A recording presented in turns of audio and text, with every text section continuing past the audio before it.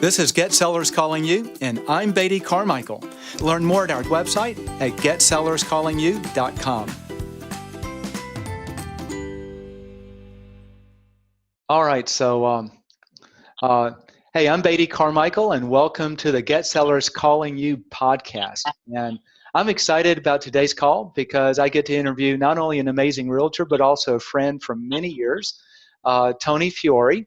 And I call him kind of amazing, not because he's a super top producer, though he could be, but I think he's more amazing. And what I want to share with you is he's balanced his life. He's one of the few agents that really has balance in his life between his business and his personal life, and it's got some things to share about that. So for that reason, I just love to have him on. And also as a reminder, this is an internet call.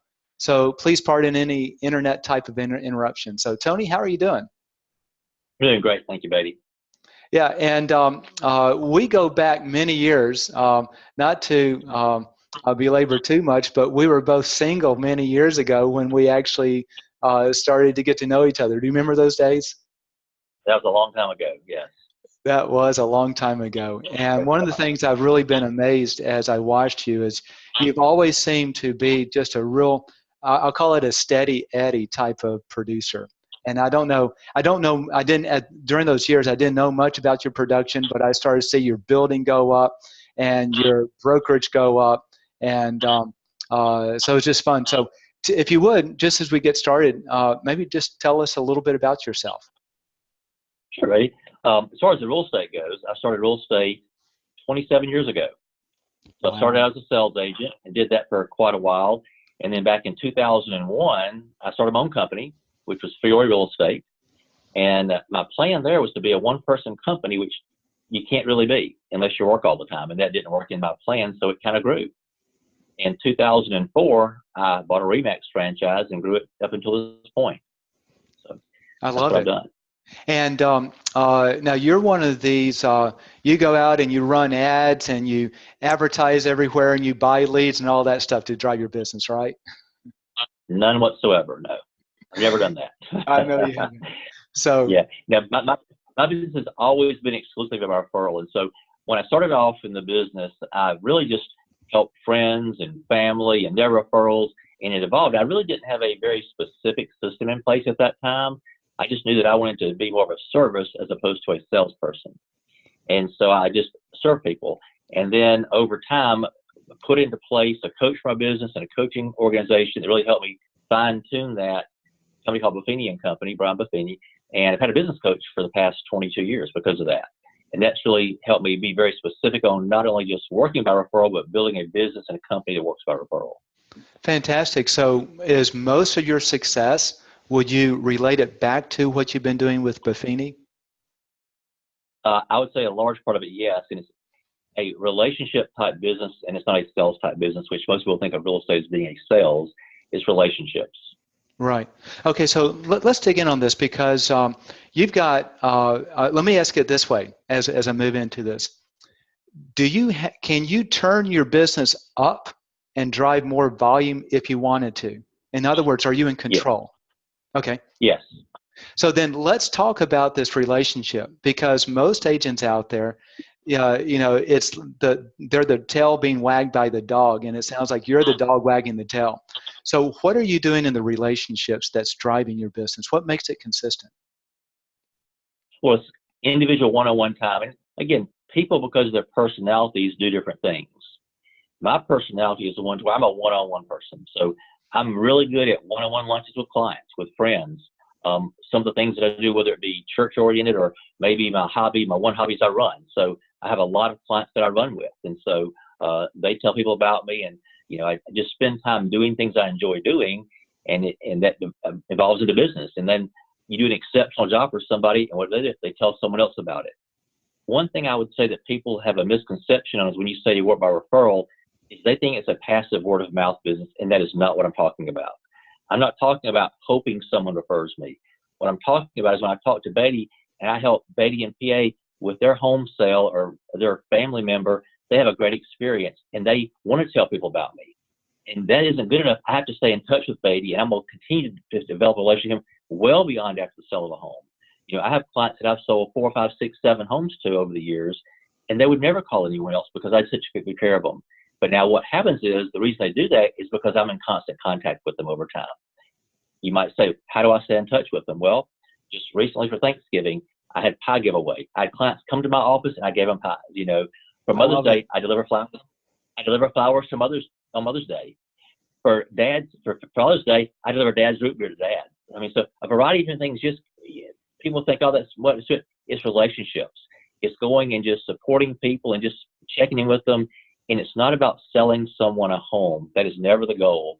The goal is to be your trusted advisor for your entire life. Anything you need, you call me about it. And that's what I am. I'm their source of everything they need. I'm their trusted advisor.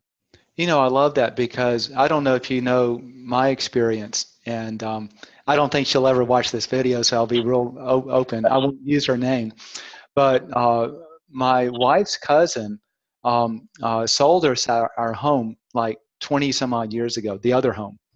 And it's in a nice area of town, in the second nicest area over here in Vestavia. And what's interesting is because of the relationship, we always felt that she assumed we would always come back to her simply because there is a marriage cousin relationship. But she never did any of the things you did. She never kept up with us. She never nurtured the relationship. She never appreciated us. And as a result, when we sold a house and bought a bigger house recently, and it was a pretty sizable transaction on both ends, she wasn't involved. We picked someone else. So you staying in touch. I get that. Yeah. I love what you say. It's not a passive business. So you're out jogging with people and you're involved in life. What are you doing with those relationships that get them to choose you? I mean, are you always saying, I'm a real estate agent? Are you sending them stuff in the mail? What are you doing that prompts them when it's time for a real estate need that they call you? Does that make sense? It does make sense. And actually, I probably don't do what you would expect I do. I don't tell them what I do. Other people tell them what I do. I'm there with my running group, for example, to run. That's why I'm there. I'm not there for business. It's a byproduct of it. And whether it's someone going to church or being a coach of their son's league, whatever it is, I'm there for the purpose of something I enjoy doing. The byproduct is people know what I do. And then what's going to happen is they're going to hear someone else in the group, oh, well, Tony was my agent. This is what he did for me. That's the best sales pitch you can get, is someone else talking about you, not yourself. And so I don't go out there and push myself. Other people push me. Because also what I do is when I meet with someone, I explain to them that I'm going to devote my time and attention to them, and not marketing to the public, is to them. And so what I would hope that they would do is, if I do an exceptional job for them, they would tell their friends and family about me. And that's what they do. That's fascinating. So I don't mean to dig too deep into something that may seem obvious, but the disconnect that I have right now that I'm kind of missing is you're out there, you never tell them what you do, but then they choose you. Is there anything that you do in terms of mailing them something or dropping off a gift or a Christmas card or anything throughout the year that lets them know you're a real estate agent? I mean, literally, do you just go run you zip your mouth, you're not a real, help me with that disconnect. Well, yes and no. For example, as I meet people, it's often you ask them, what do you do for a living? That happens often. And so you tell them what you do. And so people do know that I'm in the real estate business. I do send a picture of my family for Christmas and things that I would do to friends. There are times where I would be a sponsor for a race, for example. I'm I run trails, for example, a little different than road running. And so the trail running community in Birmingham mostly know who I am. And as a result of that, I could probably give you 20 names right now. In the past 2 years, I've helped people in that community. Well, they tell each other about me. And so that's very common to do that. But I do on occasion sponsor races as Tony Fiore, as the agent who is sponsoring this race, and my banner's up at the race, and they see me that way and identify me as the sponsor. That does happen sometimes. But that is not necessarily to get business. That's just a brand recognition over time to support what already is supporting me. I love it. That's really neat. So if you could then maybe boil down, does this take, the picture that's running in my mind is, are you super outgoing involved in lots of activities, or do you have to be kind of super outgoing, involved in lots of activities to build a business like you've done? Or if someone is not as involved, how did they take what you've learned and kind of apply it into a different realm? I'm sure you probably taught agents over the years that aren't as involved. So help me with that. Can you do that? Yes. And I'll back up and stop right there and say, everyone that has come to my company has come by way of referral. So I've not recruited agents. Every single person has been referred by someone else to come and speak to me. And we've started them off, almost everyone exclusively, never been in real estate ever, starting off from scratch and building a business and become very successful. They only work by referral. That's all they know. And so what I'm talking about is the philosophy of the entire group that we have. And so to answer your question is, I'm not a super outgoing guy. I'm really not. I would much prefer to be one-on-one with somebody. At the same time, I can speak to the crowd, but that's not typically what I do. I'm not the social life of the party guy. That's not me. I tell the agents, pick what you do best.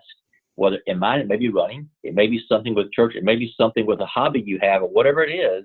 Do your hobby, and that's where your business is going to come from. Some people, for example, may have a dinner party for their clients. Some people may have different activities. So yes, some people may have a big cookout for their clients. That's not something that I do. Years ago, when my children were small, I would have Santa Claus at my house. I would invite my clients to come to an open house, have your picture made with Santa Claus.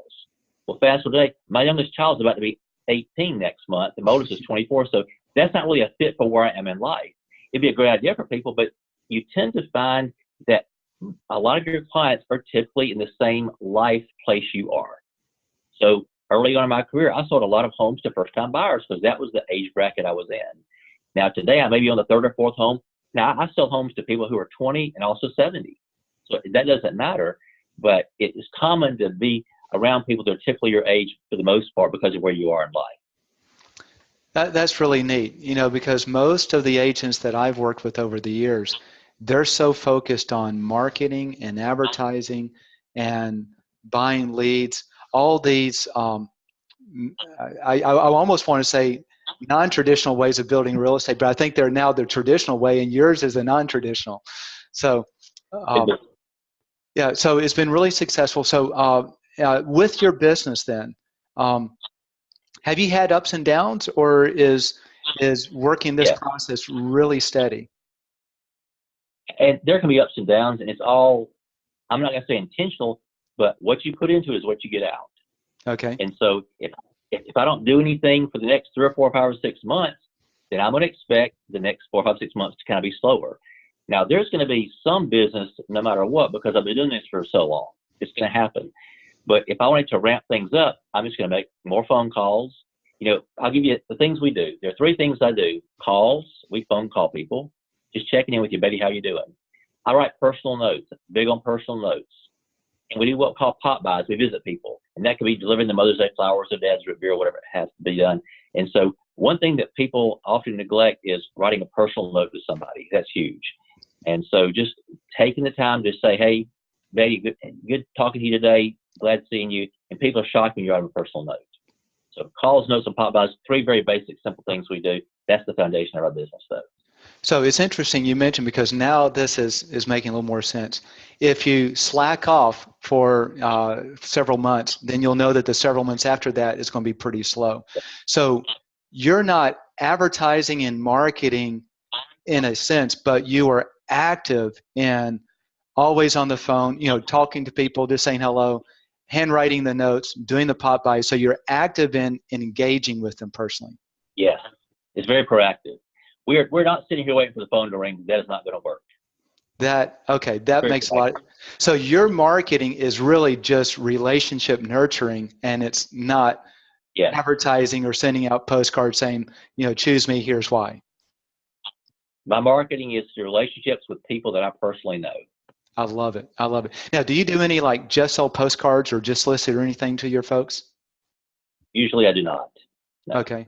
Now that's not a bad idea. I just personally haven't done that, but that would be a good idea for some people. I would not say don't do that. I just haven't done that. Okay.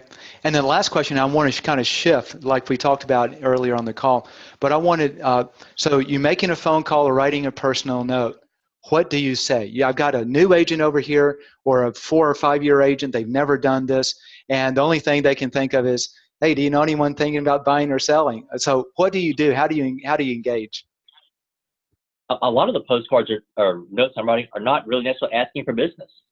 It could be simply, Betty, I enjoyed catching up with you today. Let's get together again soon. Sincerely, Tony. Something that simple. Or if there's something specific we talked about, it could be something that I'm going to address about that. It's not a very lengthy, it's a 2 or 3 line, sincerely, Tony, put a card in there, and I put a little sticker on this. Says, oh, by the way. And one of the phrases we go by, it's called, oh, by the way. If you are buying or selling a home, or had a friend or family member who was, do you have a realtor to refer them to? That's what we would ask. And then they either do or they don't. And one thing is, some people, like you mentioned, Betty, have family members who are realtors or have long lost friends who are realtors. That's great. We don't want to take anybody's business away from them. That's not the objective. I'm looking for people who don't have realtors who want to establish a relationship. And so sometimes it's not a fit. So the personal notes that you're doing, those are actually personal notes after you've spoken with them or have met with them. It's not okay. So really your outward engagement is a phone call to say hello or a pop by, and then the personal note is after one of those engagements. Yes, the note typically comes afterwards. Yes. Okay, really or it cool. Could be a note. I just thought about you today. It could be something just random. Yes. Okay, great. You're listening to the Get Sellers Calling You podcast. To increase sales from past clients and sphere of influence or from a geographic farm, learn about Agent Dominator. We guarantee your sales in writing or give your money back. To learn more, visit our website at getsellerscallingyou.com and select Agent Dominator from the menu. And now, back to the podcast. Now, earlier, before this call, we were talking about your balance, and sort of we alluded to it a moment ago when you could drive your volume up a lot more. You know, everyone's saying, I want more volume, I want to make more money, but you have purposely not done that. Talk to me, what drives that? Talk to me about, well, I'll call it the balance in your life. Okay. That's a great question, because I've never been driven by money. I've never been driven. Now, certainly we have to have a good life and want to provide for our family. I have 4 children. You know, 2 have graduated college, one's in college, one's about to be in college. And so for 24 years of my life, my children have been a huge, huge part of my life. So I've been focused on being a great dad. But even before that, the number one thing in my life is my relationship with God. And so that's the foundation of everything I do. And hopefully every decision I make is based on that. And so taking my relationship with God and the principles of that to run my business, how to be as balanced as possible, not that it always is, but always trying to go back to that, to where I'm going to take time off. I don't recall ever missing a kid's activity in my life ever. You know, I'm always there. And so I'm always going to be present, whether it's whatever's going on, I want them to know I'm there for them. So that's been a huge thing for me. So my foundation and my faith is the number one thing. Second is my family. Very interesting. So talk to me a little bit more about, so your foundation is your faith in God, and how does that, I know you mentioned it helps you with the balance in giving your family priority. Can you go a little bit deeper into it? Maybe, you know, some practical things where it comes out, some boundaries where it comes out, and maybe just for you internally, how does it drive you? You know, especially for someone who may not have quite so much reliance on the Lord right now. What does it mean to you? That's probably a lot of questions trying to pack in a little tight. A lot. Okay. That is. And for me, and my personality is maybe different than some others as well too, so I've got to take that into account. For me, I'm pretty driven. I'm very focused. I'm very specific, and I move pretty quick. And so I'm very confident. And so because of that, you know, I do get my business done, and I take off, you know, and I don't mind taking time off work. And another thing is, people in the real estate business tend not to take off because they think they're available 24/7. I am not available 24/7. The very first thing I do in meeting with a client is we sit down and talk about what's going to happen today between you moving the home into your home sales. What's it going to look like? I'm going to paint the picture for you. And part of painting that picture is what your role is as a client, what my role is as your agent. And part of my role is I'm not available at 10 o'clock at night, so don't call me, you know. And, you know, I'm going to set the tone, because if someone expects me to be available 24/7, I'm not the guy for them. And that's okay. And I know my boundaries are going to be such to where I've got family time. I will never miss a kid's activity. I will never miss my church activities. Those are my priorities, and that's the big things I put in my priority list first. And they know that, but because they were referred to me, they trust me before they walk in the door. They've been sold before they get to me. And there's two things. There's one's a competence and one's a character. Character, you trust me because your friend told me about you. The competence, do I know what I'm good at doing?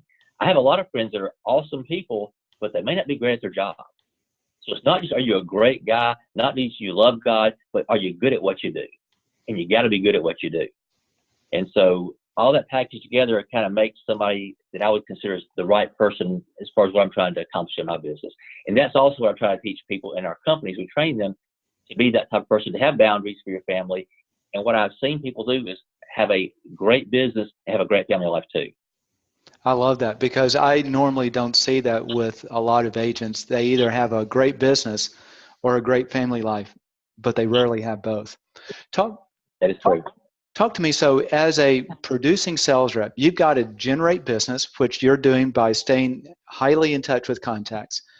And there's that tendency that I got to be available for that call. I've got to take this next call. This person wants me to come look at a house at 6 or 7 o'clock at night. And you've got these boundaries that you're always being tempted to push. How do you have the peace to say no and to draw the line when you're a straight commission sales rep? Is that a good question? Does that make sense? A great question. Yes, it is. I think that boils back to the very first thing I said, important to me is my faith in God. God is going to provide for me.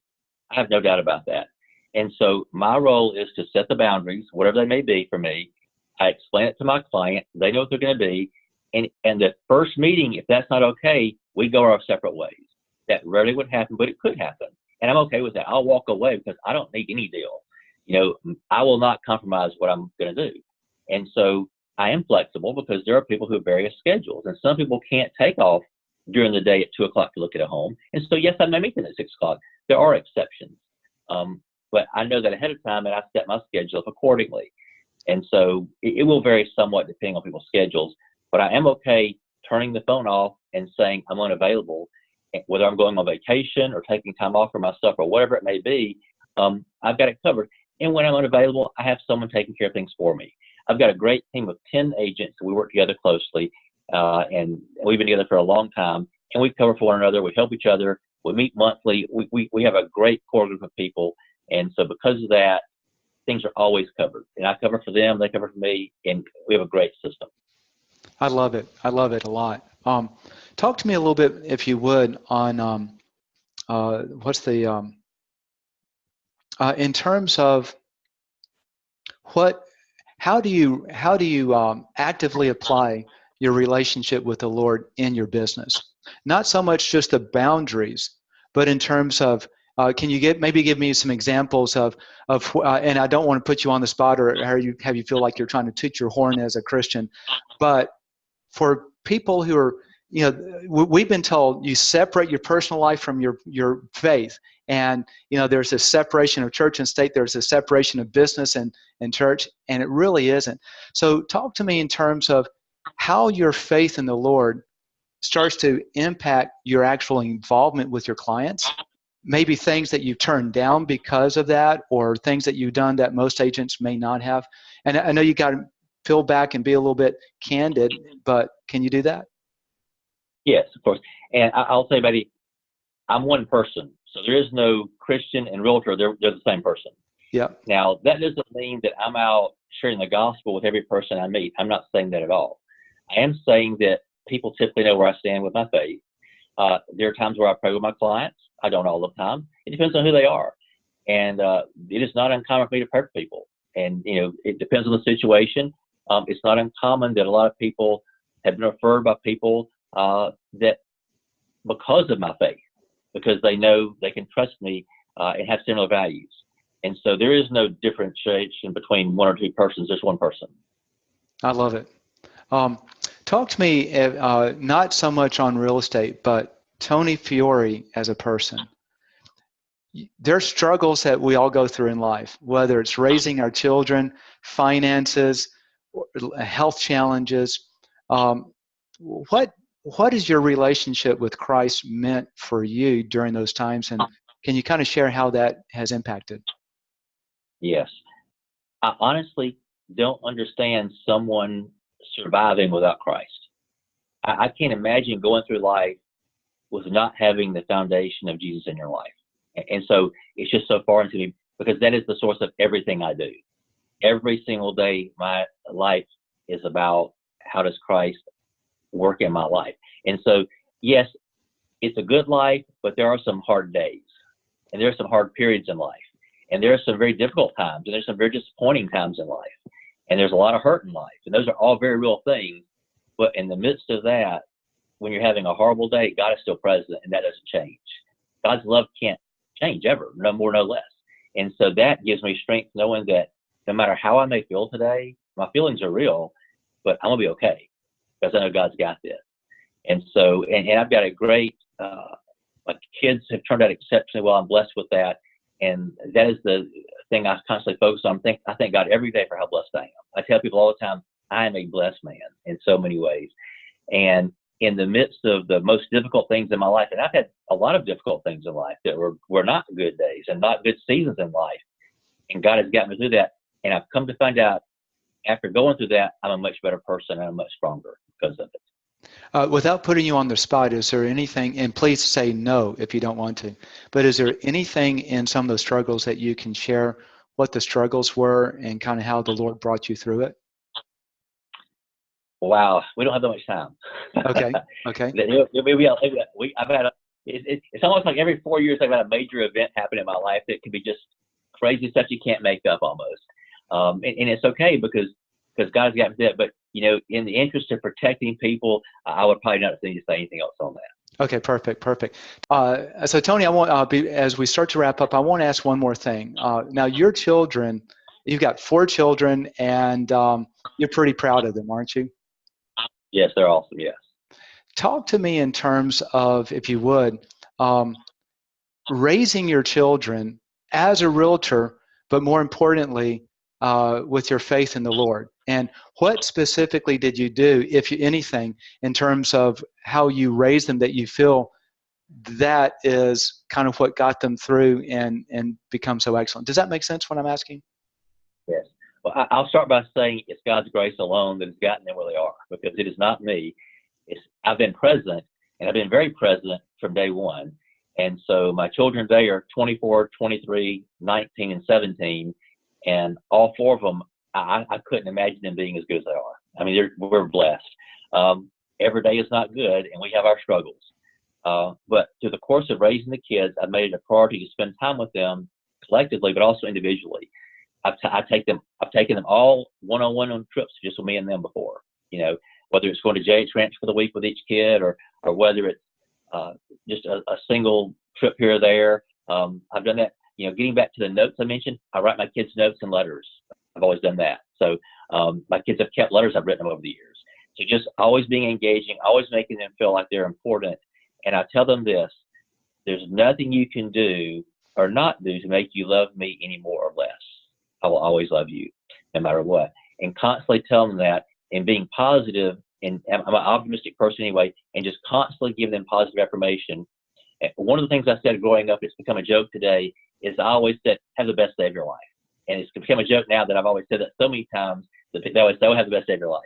And I mean it because, it's a choice. Our attitude is a choice.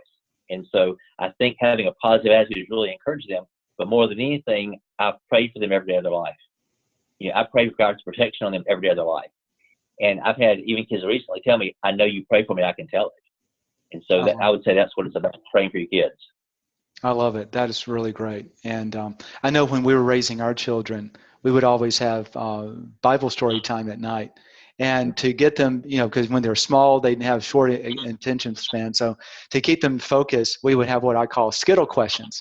And if you can answer the little questions about what we read, you get a Skittle. And so they would stay engaged, and it was really a lot of fun. That's awesome. Well, is there anything before we close that you would like to share, either going back to some things that we talked about that you'd like to add to, or anything in terms of your relationship with the Lord, or anything at all before we close up? I think you've done a good job of kind of covering a very broad picture of everything. People have a misconception of what real estate is about and about what it can be. And it can be frantic, and it can be chaotic, and it can be out of control. And that is often what people see, and that's often what happens. But I think if you approach it as a business, that's exactly what it is. It's not a job, it's a business. And you got to approach it that way. If you approach a business with a business plan and you follow that plan, you can be successful. It's a great business. It's offered me a lot of flexibility with my family, with my personal life. There's nothing I could do and be as secure in my job as I am in real estate, because I'm an average guy. God's blessed, and business has turned out really well for me. Hey, I've got to ask you two questions because, okay, so now this is for my benefit and maybe for the benefits of those listening. Your list size that you're touching, that you do the phone calls and notes and pop buys, about how many people is that? Do you mind sharing? The confession is I'm not real consistent, okay, as I should be. My database today, because I've sold 1,000 plus whatever homes. How many it is? It's been well over 1,000 homes, let's say, but in the course of time. But there are probably, I'm going to say 100 that I'm in constant contact with, maybe 200 max. Okay. That I'm in constant contact with. And then the amount of time it takes to do the phone calls, the notes, and the pop buys to those couple of hundred people. How many hours a week do you think you're actually investing in nurturing those relationships? Not nearly enough. I'm really not. And because sometimes I will just go somewhere and I'll see 5 clients. I see clients everywhere I go. Okay. And so last night I went to a run and I probably saw 10 clients there, and so I'm engaging with them. And I'm not specifically asking for business at that time, but I'm seeing people constantly. Maybe it's at church or different activities. So I don't do as good a job as I should do, because where I'm at this point in my business, I'm looking for stability in my business, not for growth in my business. That makes sense. And so because of that, I'm not really engaging. I'm not spending 2 hours a day. I'm not doing that. If I were newer in the business, I would be doing that. I would be much more engaged with people and doing a lot more activity.